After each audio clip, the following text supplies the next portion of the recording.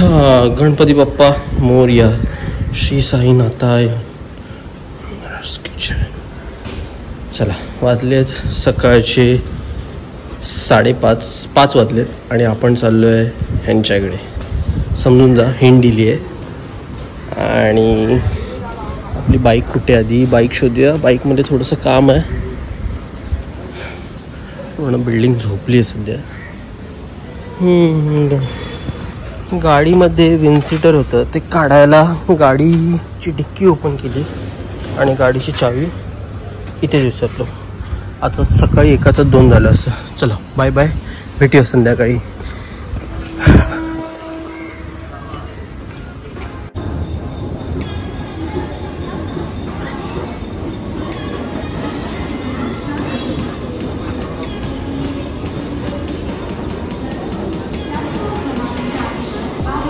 एक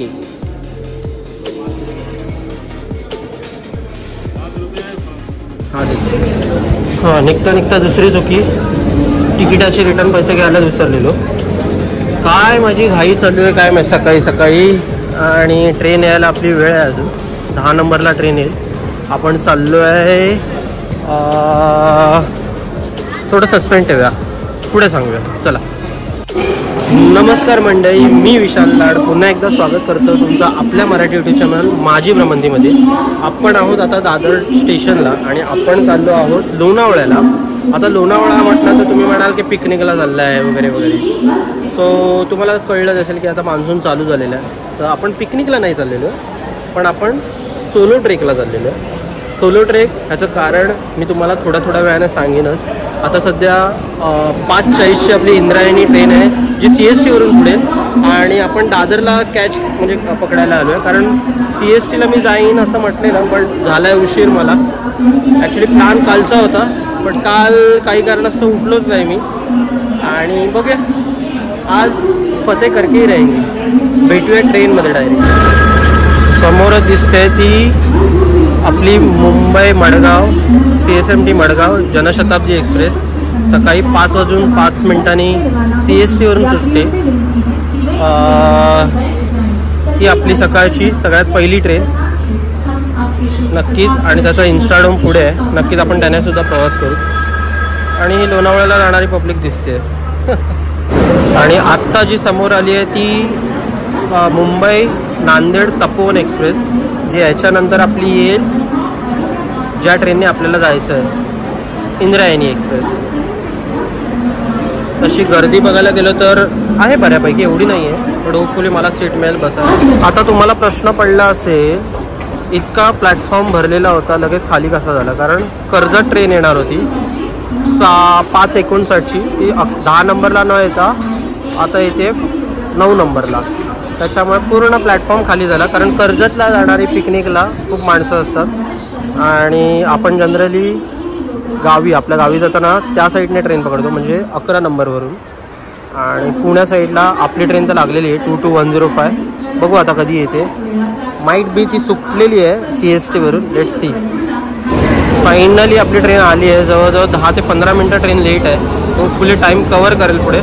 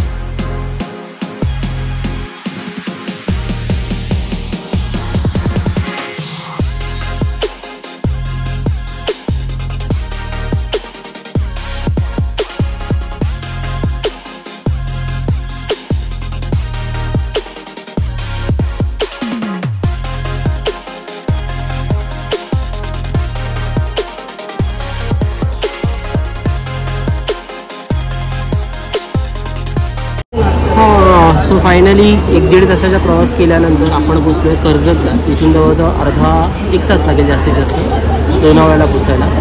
आणि आता इथे बंकर लागतील मागे, कारण घाट सेक्शन आहे पुढे. सो गाडीत चढायला मागे 2 बंकर लागतील, त्याच्यानंतर जाऊ.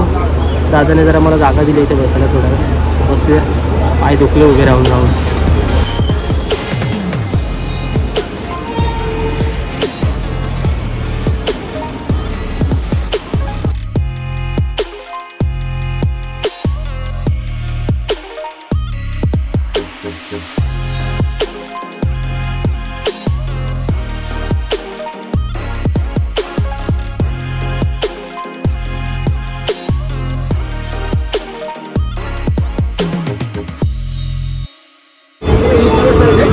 ही स्पेस नाही, इथूनच बाहेर पडायचं आहे. इथे पुढे आहे, बाहेर पडायलाच आहे.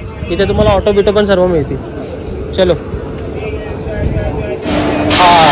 सो लोणावळ्याला उतरलो आहोत आपण. वाजले 8:25 आणि 9ची आपल्याला बस आहे. सो इथून मला वॉक करावं लागेल, एक 5-10 मिनटाचा वॉक आहे लोणावळा डेपोपर्यंत जायला. तशी फार गर्दी होती आणि बऱ्याचशा लोकांची ओळखही झाली. बरं वाटलं, असे नवीन नवीन लोक भेटतात, त्यांचे एक्सपिरियन्स सांगतात. आता डायरेक्ट पळूया आपण, कारण आपल्याला बस सुटली तर पुढची बस 12 वाजता आहे. Let's go. हां, थोडंसं बाहेर आलो स्टेशनच्या, कारण गर्दी होती खूप पुष्कळ. आज रविवार आहे तर लोणावळ्याला पण येणारे पब्लिक खूप असतो. रिक्षाचे भाव ऐकले, 800 ते 900 रुपये एका माणसासाठी. काय गरज आहे म्हटलं तुम्हाला ही इन्फॉर्मेशन द्यावी. आणि ग्रुप होता, त्या ग्रुपने माझ्यासमोर विचारलं, तर लास्ट टाईम मी आलेलो 3000 रुपये काहीतरी ग्रुपचे सांगितले. आता 4000 येऊन जाऊन. तरी जायला एकाच्या, जरी 10-12 जणांचा ग्रुप असला तरी एकाच्या वाट्याला 400 ते 500 रुपये कॉस्टली आहे त्या मानाने. सो बेटर तुम्ही पब्लिक ट्रान्सपोर्ट घ्या. इथून पब्लिक ट्रान्सपोर्टला फक्त तुम्हाला बस स्टँडपर्यंत पोचायचं आहे. बस स्टँडवरून तुम्हाला 9ची भांबुर्डे गावाला जायला एक बस मिळेल. ती तुम्हाला एक पाऊण तासाच्या अंतर ह्याच्यावर सोडेल. नको रे बाबा रिक्षा, सगळे रिक्षा विचारतात. आणि तिथून जवळ आहे. आणि शेवटची बस तुम्हाला आय गेस 2-2.5 किंवा 3ची असेल. सो येताना माझं टार्गेट आहे ती बस कॅच करायची. नाही तर काहीतरी जुगाड होईलच. इथपर्यंत पोचलो आहे ना तर गड सर करूनच येणार. मग माझ्यासोबत तुम्ही आहात ना. चला भेटू स्टँडवर. आणि हे आपण पोचलो आता लोअरपर्यंत बोलतो आहे, लोणावळा बस स्थानकात, म्हणजे डेपोमध्ये. हम्मा वीराची आठवण आली मला. सो विचारूया, चौकशी करूया कितीची बस आहे. मे बी हीच असावी 9ची बस. Let's see. सो आपली इन्फॉर्मेशन बरोबर निघाली. पहिली बस आहे 9 वाजता आणि शेवटची बस तिथून आहे. पेठ शहापूर हे मूळ विलेज आहे, म्हणजे बेस विलेज. तिथून आपल्या ट्रेकला सुरुवात होईल. 3ची तिथून बस आहे आणि 9 वाजता इथून बस आहे. सो वाजले जवळजवळ 8:30-8:35. भूक लागली आहे, कारण उपाशीत निघालेलो घरातून. खाऊन घेऊया काहीतरी, कारण आपल्याकडे अजूनही 25-30 मिनटं आहेत. सो ठीक आहे. हा आहे डेपो आणि डेपोच्या बाहेर पडल्यावरच इथे तुम्हाला नाश्ता करायला सोय आहे. जास्त लांब जायची गरज नाही. इथे मार्केट आहेच, बट आपण इथे नाश्ता करू आणि जाऊया मग आपल्या पुढच्या प्रवासाला.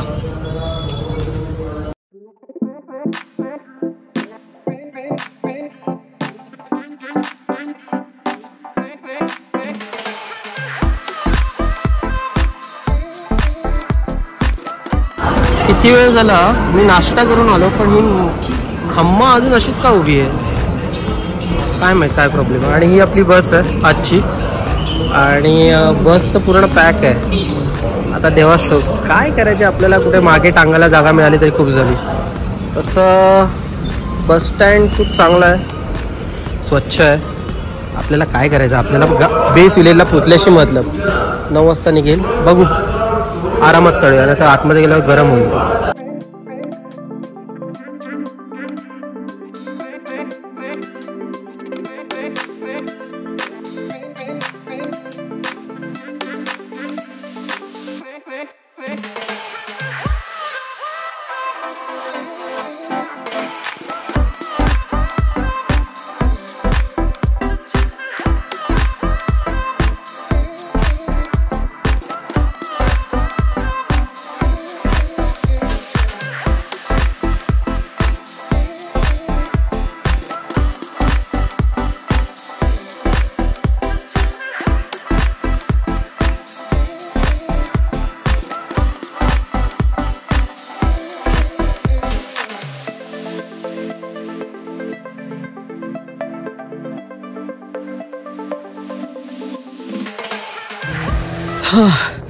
वाजले 10 आणि आपण दम लागला.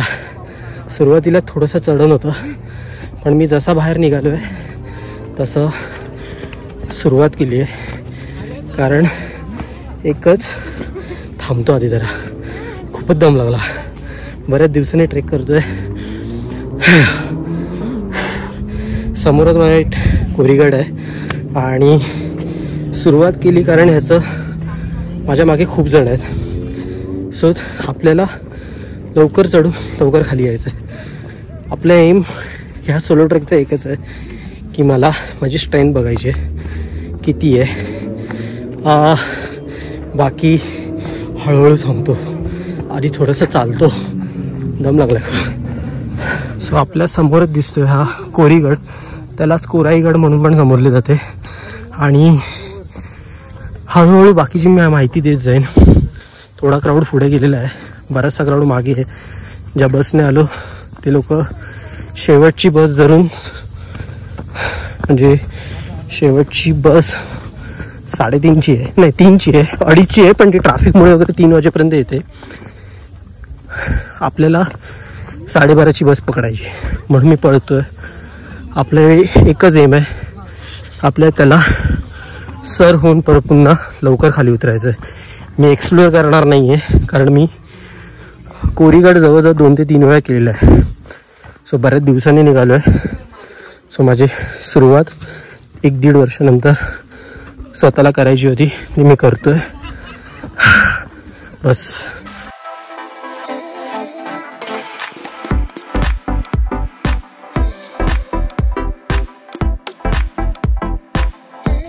सोलो ट्रेक बऱ्याच वर्षांनी करतो ॲक्च्युली मी, आणि इतकं भारी वाटतं आहे ना. कोणाला मागे बघायचं नाही, कोणाला पुढे बघायचं नाही, सरळ चालत राहायचं. द थिंग इज, इतकी वर्ष as a group leader, as a coordinator म्हणूनच वावरलो आहे, बरेचसे ग्रुप हँडल केले आहेत, बट स्वतःसाठी वेळ नाही देऊ शकलो. त्याच्यामुळे मला आत्ता जी सुरुवात करायची होती ती स्वतःपासून चालू करायची. इथे बरेच ग्रुप आलेले, रविवार आहे त्या मानाने गर्दी असणार. बरेचसे फूड स्टॉल्स आहेत मध्ये मध्ये, जर तुम्हाला काही लागलं तर इथे ते पण मिळेल. आल्यावर घेतो. होय होय होय. सो काही जण ओळखीचे आहेत. हा, थोडं वर जाऊया, मग तुम्हाला बाकीची हिस्ट्री सांगतो इथली.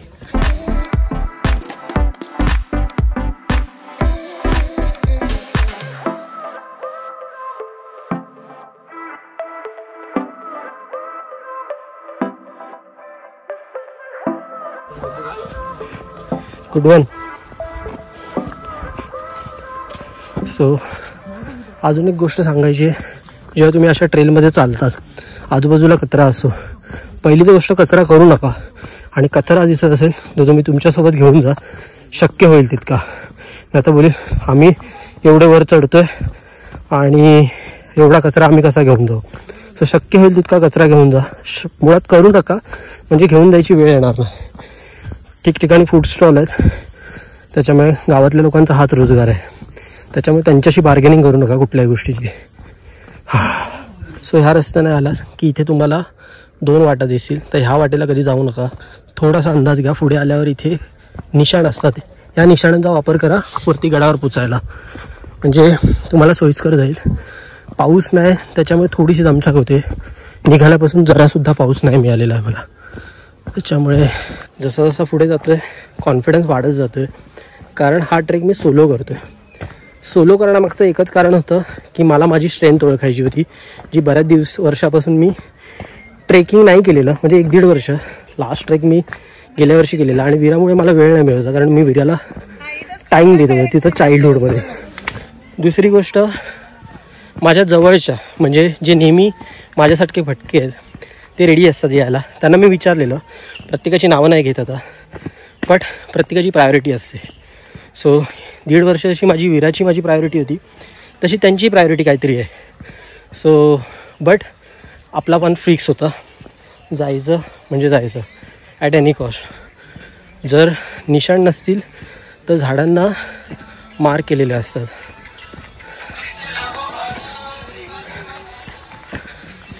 तुम्ही कितीही शिवभक्त असाल, कितीही देवाचे भक्त असाल, गाणी लावू नका जंगलामध्ये. जंगलात असणाऱ्या प्राण्यांना डिस्टर्बन्स होतं.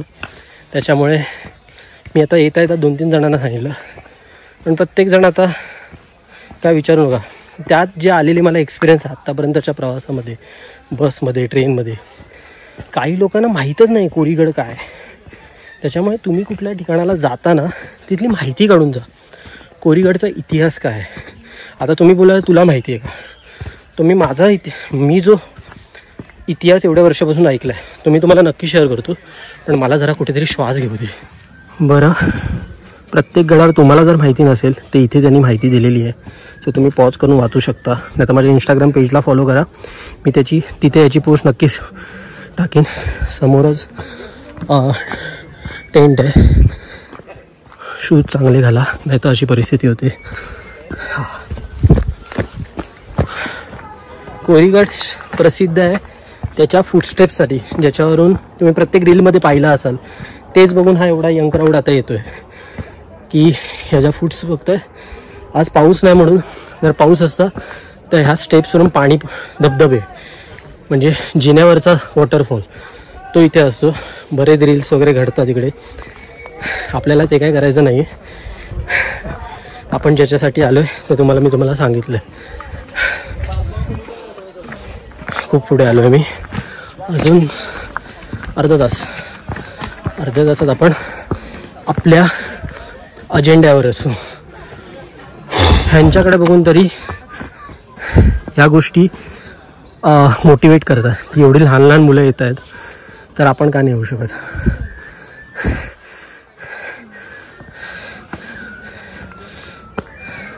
हाय हाय हाय.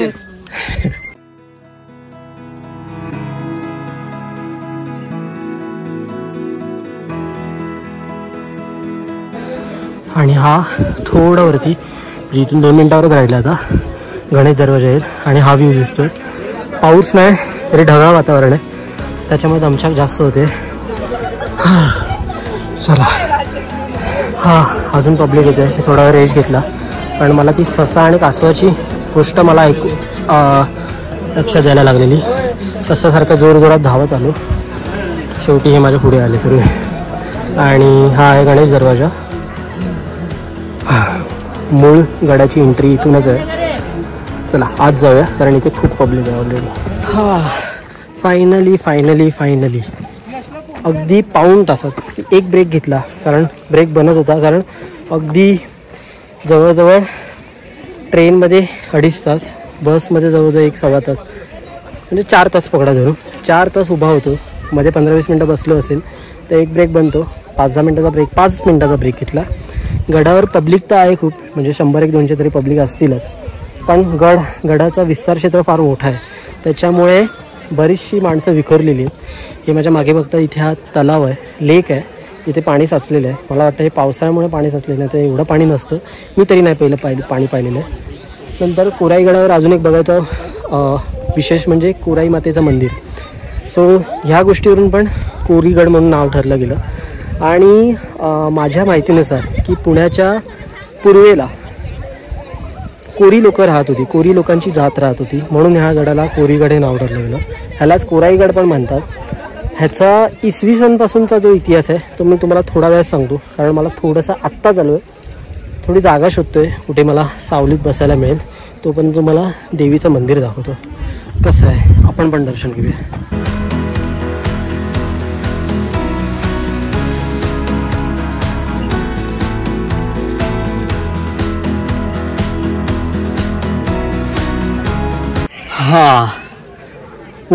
ऊन येऊन जाऊन आहे.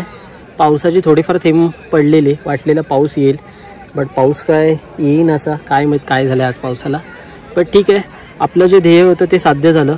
आपल्याला गड सर करायचा होता. कालपर्यंत माझं येऊ की नको, जाऊ की नको, कारण एकच होतं, वैदू आणि वीराला मला सोडून येता येत नव्हतं. कारण मी आता कुठेही जातो त्या दोघींना घेऊन जातो. पहिली वैदू असायची, पण नक्कीच वीरा थोडी मोठी झाली तर नक्कीच तिला ह्या गोष्टी आधीपासून तिला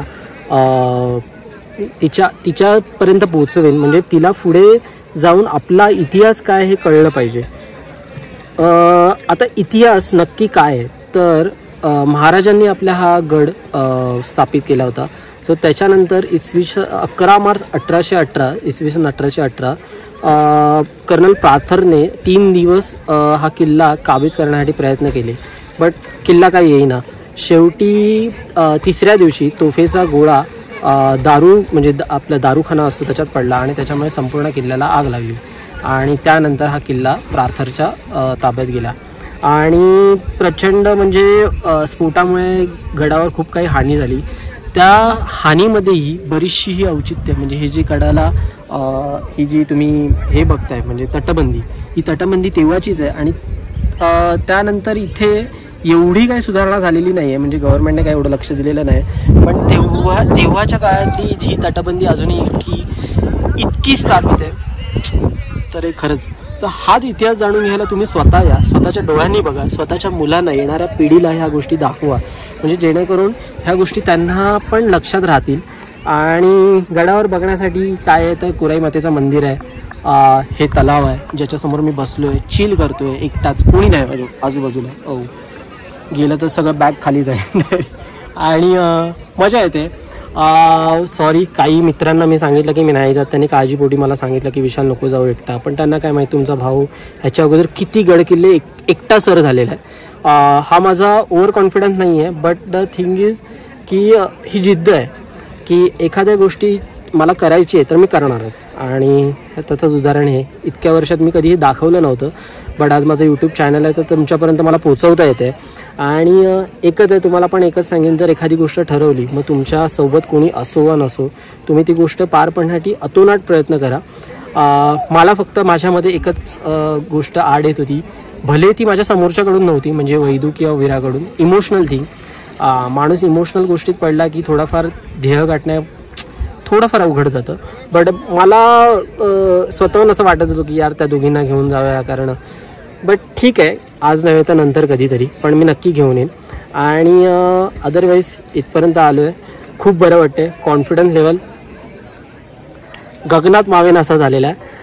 थोडा वेळ चिल करतो आणि मग परतीच्या प्रवासाला, कारण मी 3ची शेवटची बस आहे, 2:30ची, ती 3पर्यंत येते कारण ट्रॅफिक वगैरे असतो. पण आपल्याला त्या बसला थांबायचं नाही, कारण ती जर बस सुटली आणि त्या बसमध्ये गर्दी इतकी होणार आहे, कारण अजूनही पब्लिक माझ्यासोबत जो होता मागे खूप पब्लिक येतो आहे खूप, त्याच्यामुळे आपल्याला 12:30-1च्या बसने कल्टी घ्यायचे. जेवण वगैरे आपण नंतर बघू, नाश्ता तर आपण भरपेट केलेला आहे त्याच्यामुळे एवढं काही नाही. पाणी आपल्यासोबत आहे आणि बाकी काय गरजेचं वस्तू काही एवढं काही मला वाटत नाही. ओके आहे मी. थोडासा दमछाक झाला सुरुवातीला कारण बऱ्याच दिवसांनी ट्रेक करतो आहे. मित्रांना, माझ्या काही मित्रांना सॉरी बोलेन की मी त्यांना सांगितलं मी नाही जाणार तरी पण आलो आहे, कारण काय करू, तुमचा मित्र असाच आहे, थोडाफार बनता आहे ना.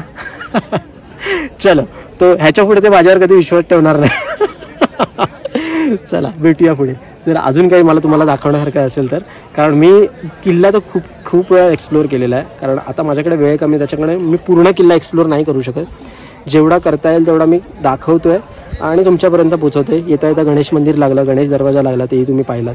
सो ह्याच गोष्टी आहे किल्ल्यावर म्हणा. किल्ला चढाईला जवळजवळ 1.5 तास लागतो, तुम्ही अर्ध्या वेळात म्हणजे 45 मिनिट्समध्ये केला एका ब्रेकमध्ये, आणि उतरायला साधारणतः 1 तास लागतो. मी अर्ध्या तासात कंप्लीट करील असं मला विश्वास आहे. लेट्स सी मला किती वेळ लागतो. खाली उतरला मी तुम्हाला सांगेनच. लंच जर जमलं तर इथे करू, नाहीतर आपण लोणावळ्यात जाऊन करू. परतीचा प्रवास मला माहीत नाही मी कसा करणार आहे, कारण इथे जे पोचलो हे काही प्लॅन नव्हतं. जे मिळेल, ज्या ट्रान्सपोर्टने मला येता येईल त्या ट्रान्सपोर्ट मी आलं, उभा राहून वगैरे कसंही. एकटा असल्याचा हाच बेनिफिट असतो. इतकंच सांगेन. चला भेटूया पुढे.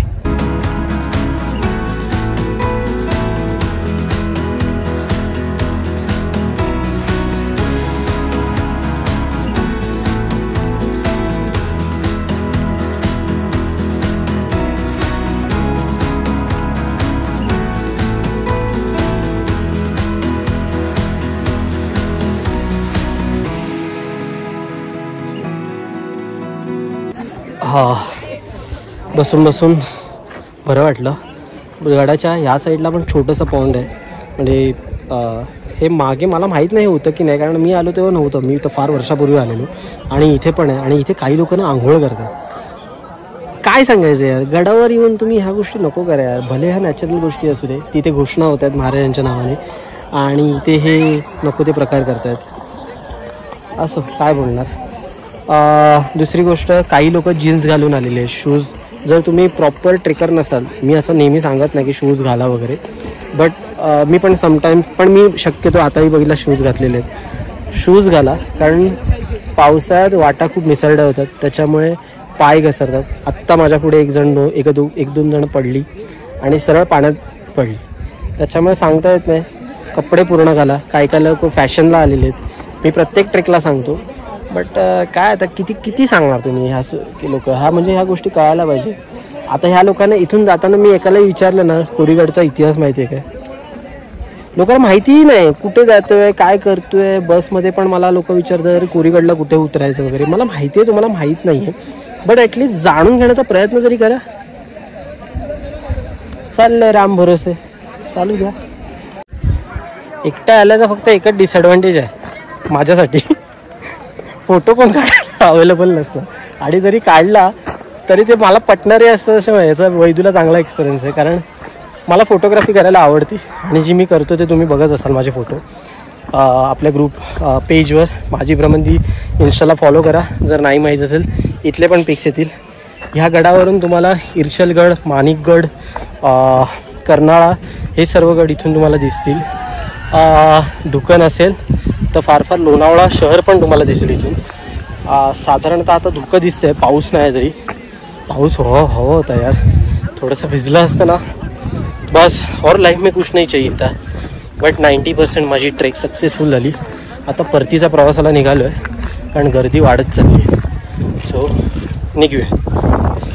सो तुम्ही बघताय किती माणसं खाली उतरतात आणि किती माणसं वर चढतात. सो आपल्यात आत्ता एका ग्रुपमधला भटकंती महाराष्ट्राची ग्रुपचा ओनर भेटलेला, आणि आपल्याला आता पोचायला खाली जवळजवळ अजून अर्धा तास जाईल. ते पण ह्या गर्दीमुळे, नाही तर मी 15 मिनटात खाली जाईल.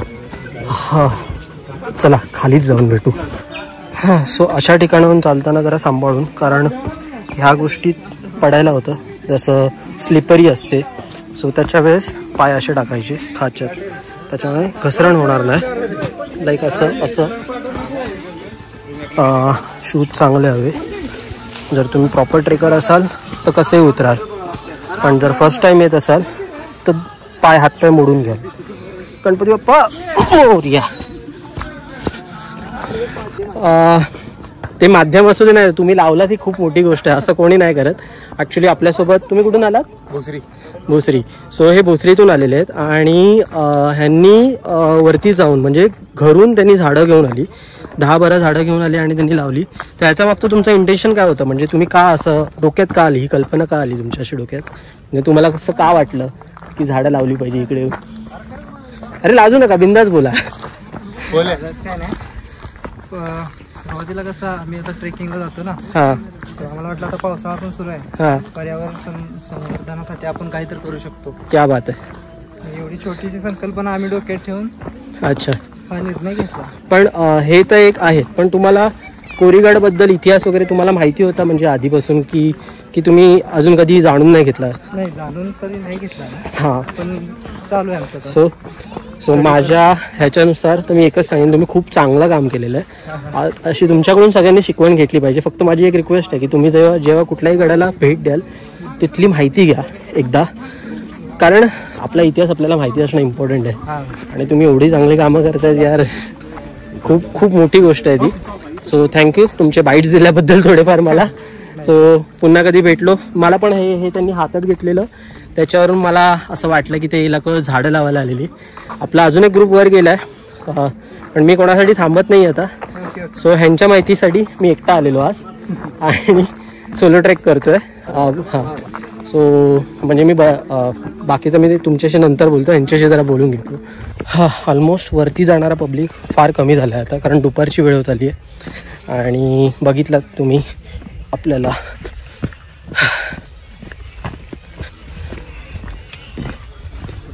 वाटेत किती अननोन माणसं भेटली. माणसं भेटतात आणि ह्यासाठीच एकटा येण्याचा फायदा आहे की बरेच ओळखी होतात. माझे ग्रुपही भेटले मला, ते बोलले मला की विशाल जाताना एकटा जाऊ नकोस, गाडीत जागा आहे आमच्यासोबत चल. पण नाही, ही माझी जिद्द होती एकटा यायची, जी वर्षानुवर्ष मी फॉलो करतो आहे. ह्याच्यातून रादर जर मी पूर्ण केला नसता तर मी स्वतःला कोचलं असतं की संपलं आपलं, म्हातारा झालो आहे मी आता. बट पूर्ण केलं आहे तर कॉन्फिडन्स घेऊन जातो आहे. कॉन्फिडन्स इतकाच की ह्याच्या पुढे मी ट्रेक करू शकतो आणि रिअल लाईफमध्ये खूप काही अचीव करू शकतो. हा कॉन्फिडन्स हे तुम्हाला मी शब्दात नाही सांगू शकत. जेव्हा तुम्ही स्वतः याल तेव्हा तुम्हाला हे जाणवेल. आणि बस जाताना सोबत कोण नव्हतं, येताना सोबत कोण नव्हतं, जातानाही मी एकटाच जाणार. कसंही करणार, घरी व्यवस्थित पोचणार. माझी वैदू आणि वीरा वाट बघतात, आई वाट बघते. सो घरी जाऊया आता पटापट. बरीचशी लोकं मला बोलतात की विशाल तू ट्रेक का करतो, त्याने काय मिळतं. ट्रेक ह्यासाठी करतो, आपल्याला ज्यांनी ओळख दिली त्याचे गडकिल्ले आहेत. सो त्याची माहिती असणं जास्त इम्पॉर्टंट आहे. आणि दुसरी गोष्ट, रिसॉर्टला जाण्यासाठी पैसे द्यावे लागतात. इथे पैशाची गरज नाही. इथे तुम्ही कधी येऊ शकता, कधी तुम्ही जो कॉन्फिडन्स घेऊन जाता तो वेगळाच कॉन्फिडन्स असतो. आणि ह्यात तुमचे काही तोटा नाही आहे. झाली तर फिजिकल इंजरी होईल, पण ती तुमच्या चुकीमुळे, दुसऱ्याच्या नाही. ह्या ट्रेकमधून आपण साध्य काय केलं तर पूर्वीचा विशाल मला भेटला पुन्हा स्वतःला. आणि नक्कीच यापुढे अजून ट्रेक तुमच्यासाठी घेऊन येईल. आणि त्याच्या व्यतिरिक्त दम लागला म्हणून मी हळू मध्ये मध्ये श्वास घेतो आहे, कारण बऱ्याच दिवसांनी करतो आहे. वय पण वाढलं हो. अजून ह्यातून साध्य मिळालं झालं ते पुढे जाऊन सांगतो. हां, ह्यातून दुसरी गोष्ट साध्य अशी झाली, कारण माणसं आली की ते काही ना काही घोषणा देत जातात, बोलत जातात. माझ्या मागे दिसतोय कोरीगड. सो ह्यातून दुसरी गोष्ट साध्य झाली, तुमच्यासोबत कोण असो वा नसो, प्रयत्न केला तर तुम्ही तुमच्या ध्येयापर्यंत नक्की पोचू शकता. हेच मला हे कन्क्लूड करायचं आहे. बस आत्तापुरतं मी इथंच थांबतो. आता आपण डायरेक्ट लंचला कुठे भेटतो ते बघूया. आधी आपली जायची व्यवस्था करूया. सो तुम्ही मूळ गावात आल्यानंतर इथेच एस टी थांबते. हा एस टी स्टॉप आहे आणि हा किल्ला. इथे पार्किंगला तुम्हाला जागा आहे, पार्किंग दिसत असेल.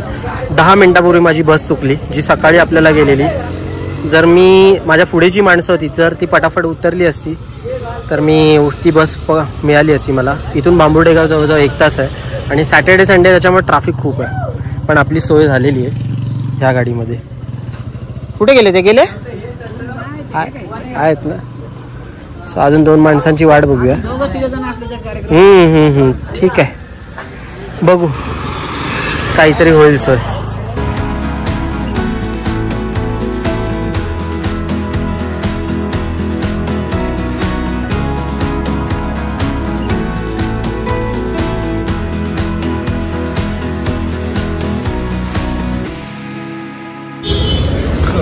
कसा होता एक्सपिरियन्स? म्हणून तुला बसवलं, तू ड्रायव्हर आहेस ना. चल इकडूनच चल. चला परत भेटू नका इकडे. हा, वाजले 3. कसे बसे आम्ही पोचले लोणावळा डेपोमध्ये. आता इथून बस बघतोय, कारण ट्रेनचं आहे 450 आणि ट्रेनमध्ये बसायला मिळेल की नाही माहीत नाही. फार मोठा किस्सा झाला आहे इकडे येईपर्यंत. थोडीफार बाचाबाची झाली माझी, पण काय ते मी तुम्हाला नंतर सांगतो सविस्तर. आत्ता जरा काहीतरी खाऊ घ्या वीरासाठी, आलोच असतं लोणावळ्याला. सो बसनं जायचं आम्ही कॅन्सल केलं. आणि आपल्याला 3 मित्र भेटलेत नवीन, ज्यातल्या एकाला माहिती आहे इथून लोणावळा खोपोली स्टँड आहे, शेअरिंग येतात आणि तिथून आपण ट्रेनने जाऊ. पण ट्रेनने गेलो तर अजून 1.5 तास वाट बघावी लागणार आणि खूप गर्दी असणार, बसायला मिळणार नाही. त्यापेक्षा खोपोलीवरून आपण ट्रेन पकडू. कोण ना कोण भेटतच आपल्याला. अरे कुठे बसणार?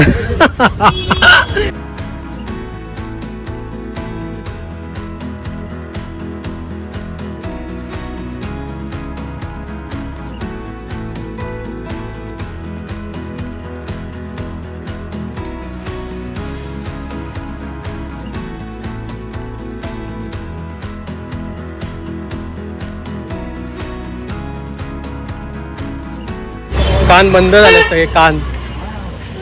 सो आता उतरलो आम्ही खोपोलीला. इथून 4:30ची ट्रेन आहे, 4 वाजता. थोडासा ट्रॅफिक मिळाला, 15-20 मिनटाचा. अर्धा तास आहे, आरामात जाऊया. हे मौसम की बारिश, हे बारिश का पाऊस. त्याला खोटा पाऊस आहे, खोटा. दिवसभर नव्हता आणि आता आला. आता काय करायचं, स्टेशनला पोचलो.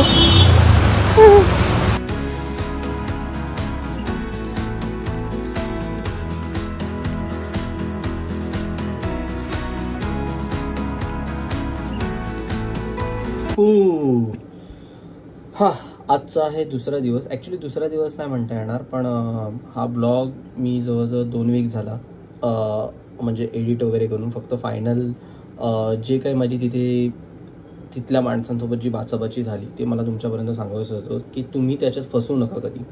कारण प्रत्येक माणूस आपल्या बाजूने बरोबर असतो, तसं मला वाटलं मी बरोबर आहे. नाही, कोण बरोबर कोण खोटं हे तुम्ही सांगा कमेंटमध्ये. सो सीन असा झाला की आपली मस्त सोलो ट्रेक वगैरे एकदम व्यवस्थित झाली, सुरळीत आपण गड सबमिट करून आलो. आणि ॲज आय मेन्शन अर्लियर की गावात जायला 3 वेळा बसेस जातात. सो एक 10 वाजता, एक 9 वाजता लोणावळ्याहून सुटते. ती परत रिटर्न म्हणजे पुढचं बांबुर्डे गाव आहे ते अगदी 15 ते 20 मिनटं आहे. 1 तासाच्या अंतरावर वगैरे असं काही नाही. ही खोटी इन्फॉर्मेशन मला दिलेली त्या लोकांनी. म्हणजे पेठ शहापूरच्या पुढचं गाव म्हणजे ते 10 ते 15 मिनटं. सो त्याच्यामुळे हे एक इन्फॉर्मेशन मला तुम्हाला द्यायची होती. कारण ही आणि 12 वाजता आणि 3 वाजता अशा 3 वेळा बस पेठ शहापूर गावात जातात. आणि तिथूनच पुढे बांबुर्डे गावात त्याच्या पुढचं गाव आहे, त्याला रिटर्न वळसा मारून येतात. म्हणजे ते त्याचं शेवटचा स्टॉप आहे आणि परत लोणावळ्याला जातात. सो माझा असा अंदाज होता की मी 9ची बस पकडून मी असा अंदाज धरलेला की 12-12:30ची, भले ट्रॅफिक असतं लोणावळ्यापासून पेठ शहापूर गाव हे 45-50 मिनिट्सच्या अंतरावर आहे. सो ट्रॅफिकमुळे 1 तास या 1.5 तास लागला तरी आपण येऊ. तर हा अंदाज धरून मी म्हटलं की ती 12:30ची बस आहे, म्हणजे 12ला जी येते 12-12:30ला ती बस पकडून आपण रिटर्न लोणावळ्याला येऊ, म्हणजे आपण वेळेत घरीसुद्धा येऊ. त्याच्यामुळे मी थोडी घाई केली पटापट. मी वरती जास्त काही एक्सप्लोरही केलं नाही आणि येता येता मला थोडासा वेळ झाला. सो खाली येऊन मी त्यांना विचारलं की म्हणजे तिथे जे बस स्टॉप आहे तिथे एक फूड स्टॉल वगैरे असतात, म्हणजे तिथली गावातलीच माणसं आहेत ते फूड स्टॉल. तिला त्या एका बाईला विचारलं की बस येईल ना, म्हणजे 12-12:30ची. तर त्या बाईने मला असं आन्सर केलं की ती बस 10 मिनटापूर्वीच गेली. तर मला माहीत नाही, मला वाटलं, मी तिच्यावर विश्वास ठेवला की यार आता मला दुसरा ट्रान्सफॉर्म. आणि ती सारखी मला एकच गोष्ट सांगत होती की तुम्ही प्रायव्हेट व्हेकल बघा. तर मला थोडाफार तेव्हा डाऊट यायला लागलं की ही प्रायव्हेट व्हेकल बघायला का सांगते मला. तर मी म्हटलं की आपण वाट बघूया, आपल्याला कुठे घाई आहे. नाहीतरी आपण 12:30ला आलो आहे. जरी मला 3ची बस मिळाली तरी 3ची बस मला नाही पकडायची होती, कारण त्याला ती शेवटची बस असते टुवर्ड्स लोणावळा, म्हणजे 3री फेरी, आणि त्याला खूप गर्दी होणार. म्हणून मी प्रिफर केलं की 12:30च्या बसने आपण जाऊ रिटर्न. आणि मग जेवणाचं वगैरे आपण नंतर बघू कसं काय. तर जसे भरपेट नाश्ता केलेला, सो भूक काय अशी नव्हती. सो मी जवळजवळ अर्धा-पाऊण तास काढला तरी ती बाई मला सारखी येऊन सांगत होती. सो हे सगळं झालं. त्याच्यानंतर माझ्यासोबत एक तिकडे त्या बाईला काय मी दाद देत नव्हतो, मग एक तिथे व्हेकलवाला आला. तो माझ्या बाजूलाच गाडी लावून थांबला. म्हटलं की हा का थांबला आहे. तर तो पण मला बोलत होता की 3-4 माणसं होते, त्याची छोटी स्विफ्ट डिझायर वगैरे होती. तर म्हटलं 3-4 जण येऊ दे, आपण जाऊया. म्हटलं ठीक आहे, मला काय हरकत नाही, पण किती घेणार. तर मला बोला की 300 रुपये, 300-250 रुपये बोलला पर हेड. तर मी म्हटलं की मी असा अंदाज होतो की यार त्या बसने एवढं जाणार, कारण एवढं मी थकून आलेलो, म्हणजे ट्रॅव्हल उभं राहूनच. तर म्हटलं आपण ठीक आहे 250 ठीक आहे. पण तेवढे तर लागत नाही, कारण बसनेच माझे 35 रुपये झालेले फक्त वर यायला. सो 250 रुपये इट्स टू हाय.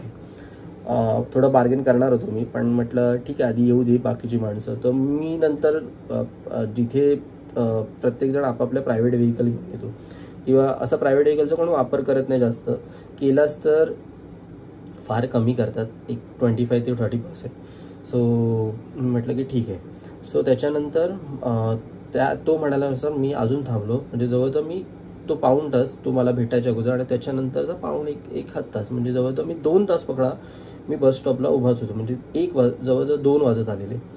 आणि नंतर एक जण आला जो तिथेच काम करणारा होता, मजूर, म्हणजे तिथे प्रायव्हेट प्रॉपर्टी पण आहे, तिथला एक तो माणूस होता, तो आला. त्याला पण मुंबईला जायचं होतं. आणि अजून 2 जण आले जे माझ्यासारखे ट्रेक करायला आलेले. 2घे जण होते, जसा मी एकटा गेलेलो तसे ते 2घे जण होते. आलो, त्याला म्हटलं आणि 4 जण झाले. तर तो म्हणाला नाही अजून 2-3 जणांसाठी आपण वाट बघूया, म्हणजे काम झालं, आमचं काय टेन्शन नाही. मी म्हटलं गाडी 4 जणांसाठी जागा आहे, जास्तीत जास्त अजून एक माणूस आपण ॲड करू शकतो, एवढीच गाडी होती. म्हणजे स्विफ्ट डिझायरमध्ये जास्तीत जास्त ड्रायव्हर पकडून 5 जण. तर तो थोडासा मला थोडासा डाऊट यायला लागला की हा असं का करतोय, असं काय. म्हटलं जाऊ दे ना, आता एवढाच वेळ थांबलोय तर बस आली तर आपण बसने जाऊ. हे सर्व झालं. आणि त्याच्यानंतर तो माझ्यासोबतचा एक जो मजूर होता, म्हणजे जो सिंगल होता आमच्या तो कसा तिथे ये जा करायचा, म्हणजे तिथे प्रायव्हेट प्रॉपर्टीचं काम करायचं. त्याच्यामुळे तो महिन्यातून या 2 आठवड्यातून एखाद दिवस वगैरे यायचा. तर तो बोला की प्रायव्हेट व्हेकल मिळेल काही. तर बसस्टॉपला ना काही अशा ट्रक्स वगैरे असे जात होते ना, तिथे थांबवत होता आणि तो बसत होता. मी म्हटलं यार, मी बघत होतो. नंतर मग मला थोडासा डाऊट यायला लागला. मग मी थोडं ॲनालाइज करायला लागलो की काय चालू आहे नक्की. तर तो बसला की समोरचा माणूस, म्हणजे तो जो ड्रायव्हर होता तो दादागिरी करायला लागला की तू ह्याला घेऊन जाऊ, म्हणजे त्या जो कोणी ड्रायव्हर तिथे थांबत होता त्याला, तू ह्यांना घेऊन जाऊ शकत नाही, माझी माणसं आहे, मी सकाळी 8 वाजल्यापासून थांबलोय.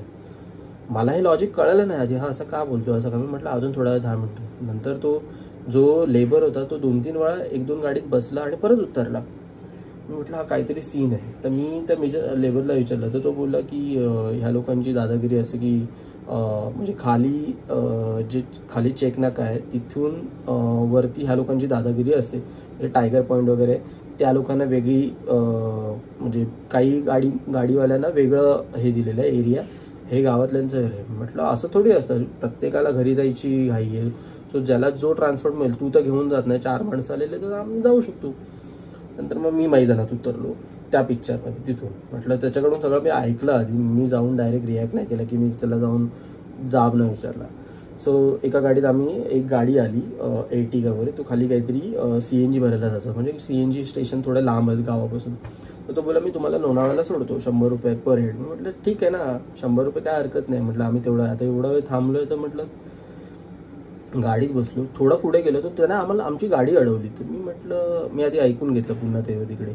तो त्या ड्रायव्हरला नडवत आहे, बाई तू माझी माणसं कशी घेऊन जातो, हे तू उतर, तू बघतो मी तुला कशी घेऊन जातो.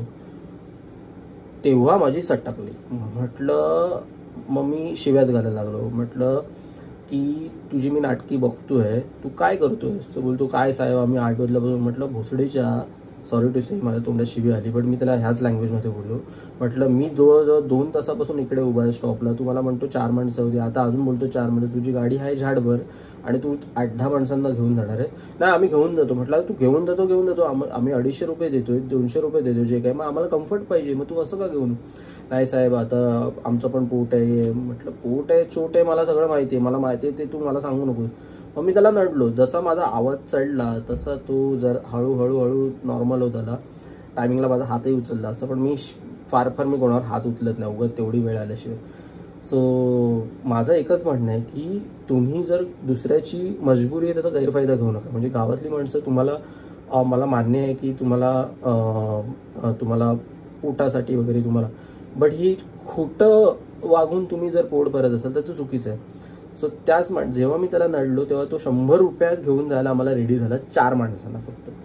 नंतर तो गाडी एकदम फास्ट चालवत होता. तर मी त्याला गाडीच्या मागून म्हटलं गाडी हळू चालव, जर तू गाडी चालवत नाही तू उतर, मी चालवतो गाडी, कारण आम्हाला आमचा जीव महत्त्वाचा आहे. म्हटलं आता अर्ध्या वाटे झालायस, तुझं गावही सोडलं आहे, त्याच्यामुळे तू आहे आणि मी आहे. सो हे बोलूनही मी त्याला अजून तो माझ्या अंडर कंट्रोल आला. सो नाही साहेब तुम्ही असं करू नका, मी तुम्हाला सोडतो व्यवस्थित. म्हटलं ठीक आहे. थोडं पुढे गेलो तर ती जी 12ची ST आहे ती थोडी लेट झालेली, 2ची, म्हणजे 3ची 5 वाजणार एवढं माहीत होतं. म्हणजे 2 ट्रॅफिकमधून वर येलं, कारण सॅटर्डे संडे म्हटलं तर लोणावळ्याला खूप ट्रॅफिक असतो. हे सर्व झालं. त्याच्यानंतर तो बसच्या अगदी मध्ये गेला आणि मध्ये जाऊन असा तो बऱ्याच जणांना कटबीट चुकीच्या मारून जात होता. मी म्हटलं जाऊ दे चल सोड. तो बसच्या मध्ये जाऊन उभा राहिला आणि त्या बस ड्रायव्हरला म्हणतो गावात जर तुम्ही सांगा ST येणार नाही आहे परत, म्हणजे पुढे जाऊन, म्हणजे बांबुर्डे गावात जाऊन परत रिटर्न ती येणार नाही असं. तो बस ड्रायव्हर मी का असं सांगू. तर हे तर माझ्या अजून म्हटलं आता तुला मी पैसेच देणार नाही, काही असू दे तुला, तू हे जे खोटेपणा करतोय ह्याचं तर मी तुला काहीच देणार नाही. म्हटलं आत्ता उतर म्हटलं, नाही तुला मी आता नाचवलं तर बघ. तर तेव्हा माझी थोडी तिच्याशी बाचाबाची झाली. मग नंतर तो जरा हातापाया पडायला लागला. म्हटलं ह्याच्या पुढे जर कोणाकडूनही म्हणजे असं जर सीन झालं तर मी पहिला येऊन तुला पकडीन. त्याने आम्हाला सोडलं. त्याला मी 100 रुपये दिले. म्हटलं मला फुकट नको कोणाचं. बट हे जे प्रकार जे घडतात की आपण त्यांची मदत करायला जातो पण मदतीच्या नावावर हे लोक हे असले प्रकार चालवतात, दॅट इज ॲब्सोल्युटली रॉंग. आणि हेच मला तुमच्यापर्यंत सांगायचं होतं. तर तुम्ही पण असं कुठेतरी जात असाल ट्रेकला अनोळख्या ठिकाणी, सो बी अलर्ट. थोडंसं ॲनालाइज करा.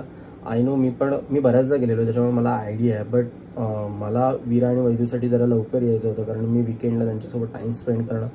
So I don't mind the cost, but खोटेपणा मला कधी आवडणार नाही. सो त्यासाठी मी हे तुमच्यापर्यंत पोहोचवण्यासाठी मला थोडासा आपला ब्लॉग थोडा लेंदी झाला असेल.